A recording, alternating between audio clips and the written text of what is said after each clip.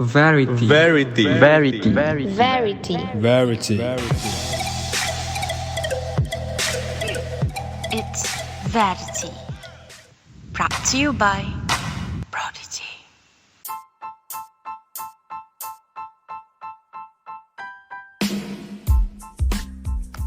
Alright, so hello and assalamualaikum to everyone. Welcome back again to the one and only podcast. Be my guest with Ahmed Thaqif Iman. It's been months since the last episode came out, and today we're back at it again. For the previous episodes, we've discussed things about the major effects of the pandemic to the community and some football stuff. So today we'll hop on a time travel machine. We go back to 1969, where the world was shocked by the news of the Americans won the space race against the Soviet Union by placing hopefully humans, on the moon surface for the first time in the history of mankind. So I'm here today with my guest, Ahmed Faisal, and we're going to talk about how the event served as either, I would say, America's biggest propaganda or a Cold War maneuver to beat the Soviet Union at that time.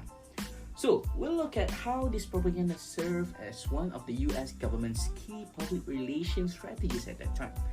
So today's topic, we'll be discussing about one of the most epic propagandas ever created, and our topic today will be the moon landing 1969, the Cold War maneuver.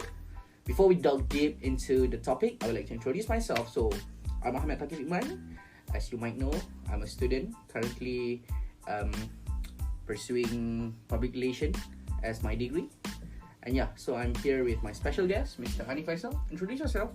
Hi guys, I'm Anik and I am 22 years old. I'm also a UiTM student. Yes, sir. And currently I'm pursuing in sports science, major in health and fitness. Oh, what a fit guy. Date him, guys. Alright. So, one of the quotes, that one small step for man, one giant leap for mankind. So, it is a quote from July 20th, 1969 by American astronaut Neil Armstrong. He became the first ever human to ever land on the moon. About 6.5 hours later, I would say, based on my readings, Armstrong became the first person to walk on the moon. So in 1969, Apollo 11 mission became the event that changed the entire space exploration community. So why is it important or related to public relations? What do you think? So I think a successful propaganda tool against the Soviet Union. Do you really think it's a very successful propaganda tool against the Soviet Union? But why do you think that? Because for the United States, one of the main agenda to go to the moon was to act as a Cold War Maneuver? maneuver to become the first country to put human on the moon. I see. And then? And also back in 1957. Let me. Are you sure this is a real facts? I did some research before. I see. Okay. So I found this one article says that the Soviet Union became the first country to put a satellite into the Earth orbit named Sputnik 1. I see. And they also managed to send Yuri Gagarin, the first man in space. I see. So you want to say that Yuri Gagarin became the first ever human to go went to space instead of Neil Armstrong? Yeah, I can say that because a few months after the lunar landing, Soviet dissident Andrei Sakharov stated in an open letter to the Soviet Union that America's capacity to place a man on the moon demonstrated democracy's supremacy. Oh, that's I would say. It sounds great, right? Yes, actually. But do you really think that the Soviet Union actually do send a human, send Yuri Gagarin up there? Do you really think that? Because some people may actually find space traveling is actually a myth. So what do you think about that? No, because I have strong belief that Soviet Union also did some work to send a man on the moon because they want to compete with NASA so that they will not left behind. So actually, it's a very good one. So you know what? I'll go for the second one. So based on my readings, I've heard somewhere in the internet. Oh, internet! What a big world. Yeah. So the moon landing event changed the public relation industry. So some may ask me like, how does it really change the the PR industry. Before that, can I take a sip? Drink? Yeah, sure, no problem. Alhamdulillah. So, why does the moon landing event change the industry of public relation? So, there are certain things in that NASA's PR team did. So, you make sure you jot down, okay? Alright. So, first in 1969, instead of projecting landing live, they waited until they touched down on the moon's surface. So, right after the landing, then NASA released a press statement that stating their astronaut has arrived on the moon's surface. So, why do you think that? Because they want to ensure, they want to make sure that they don't want to tell everyone like, hey, we're about to send people on the moon, and then suddenly, like, all of a sudden, we never know. What if Yuri Gagarin suddenly become paralyzed up there? We never know, right? So they wait until they touch down, and then they can release a press statement. So it's embargo until right after they step on the moon. All right. They just want to make sure that when they release the press statement, they don't want to give false information. Yes, exactly. Right. So, according to my reading as well, so the moon landing event also became the world first viral event. So in today's world, viral is a it's a thing. It's a thing in Yes. communication world. It's everywhere. It's everywhere in the news. It's everywhere on the social media. It can be, you can be, you can do something like very silly, and all of a sudden you become famous. Yes, exactly, man. Exactly. Yeah, it's So- easy for you to become a famous person nowadays. Yes, exactly. Just by doing something silly and Silly, let yeah. people share all those videos and all those stuff.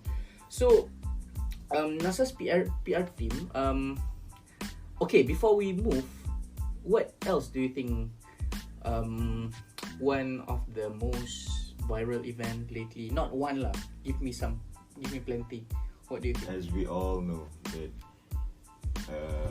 about COVID-19, I see. Yes, it's a big news. it's a virus that spread from Wuhan. Yeah, exactly. Back when in March, in March. 2020 March.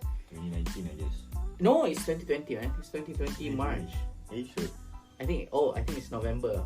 And yeah. Not And sure. then all of a sudden the world was struck by the news of the virus. Virus spread. So we through- thought that it's just like a normal virus like H1N1, and all of a Yeah. sudden we are stuck in our room for the last 3 years. Yes. Yes. So It some was viral crazy moment. Exactly. So some other viral events, I would say 9/11. It's a very tragic event.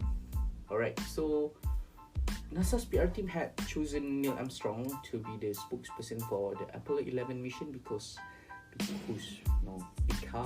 they felt that he had the skills to preach and speak in front of billions of people on Earth, all the way from the moon.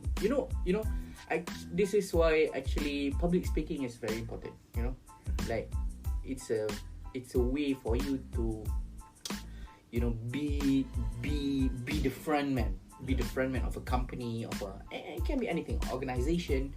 So I think let people know you is actually a very good thing. What do you think? Because I think for PR student, they are the first person who interviewed by the press, Mm-hmm. and also you're the one who make the decision to what press you want to release, what statement. Yes, exactly. So, you remember the one I stated earlier just now, that one small step for man, one giant leap for mankind. So Yeah, what actually- does it mean? Nah, it's like one small step for man. So I'm the first person on moon. So one giant leap for mankind is like an idiom lah, I would say. Like I want to say that this is a phase where the space exploration journey start. Like right now we have a rover right on Mars. Even one of our rover managed to already I would say escape the solar system.